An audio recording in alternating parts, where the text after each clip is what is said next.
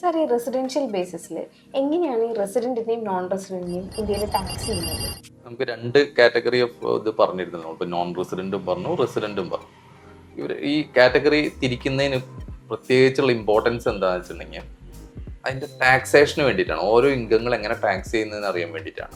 അപ്പോൾ ഒരു റെസിഡന്റ് ആയിട്ടുള്ള ഒരു വ്യക്തിക്ക് ആളെ കാറ്റഗറൈസേഷൻ റെസിഡന്റ് ആണെങ്കിൽ, ഈ കൊല്ലത്തെ ഈ ഫിനാൻഷ്യൽ ഇയറിലുള്ള റെസിഡന്റ് ആണെങ്കിൽ അയാളുടെ ഇൻകം ഗ്ലോബൽ ഇൻകം ആണ് ഇന്ത്യയിൽ ടാക്സബിൾ ആവുക. ആൾ ഇന്ത്യയിലുള്ള ഏൺ ചെയ്യുന്ന ഇൻകം മാത്രമല്ല, ഇന്ത്യക്ക് പുറത്തുള്ള ഇൻകങ്ങളും അയാളുടെ ഇന്ത്യയിൽ ടാക്സബിൾ ആയിട്ട് വരും. അതിൽ പല രാജ്യങ്ങളായിട്ട് നമ്മൾ ഡബിൾ ടാക്സേഷൻ അവോയ്ഡൻസ് എഗ്രിമെന്റ് ഒക്കെ ഉണ്ടായിരിക്കും. അപ്പോൾ അതിന്റെ ക്രെഡിറ്റ്സ് ഒക്കെ നമുക്ക് ഇവിടെ എടുക്കാം, അവിടെയും ടാക്സ് ചെയ്തിട്ടുണ്ടെങ്കിൽ. പക്ഷേ എല്ലാ ഇൻകം നമ്മളുടെ ഇവിടുത്തെ ഇൻകം ടാക്സ് റിട്ടേണിൽ കാണിച്ചിട്ട് വേണം ഇവിടുത്തെ റിട്ടേൺ ഫയൽ ചെയ്യാൻ. ഇനി നോൺ റെസിഡന്റ് ആയിട്ടുള്ള ഒരു വ്യക്തിയാണെങ്കിൽ ആൾക്ക് ഇന്ത്യയിൽ ഏൺ ചെയ്യുന്ന ഇൻകത്തിന് മാത്രം ഇന്ത്യയിൽ ടാക്സ് കൊടുക്കേണ്ട ആവശ്യമുള്ളൂ.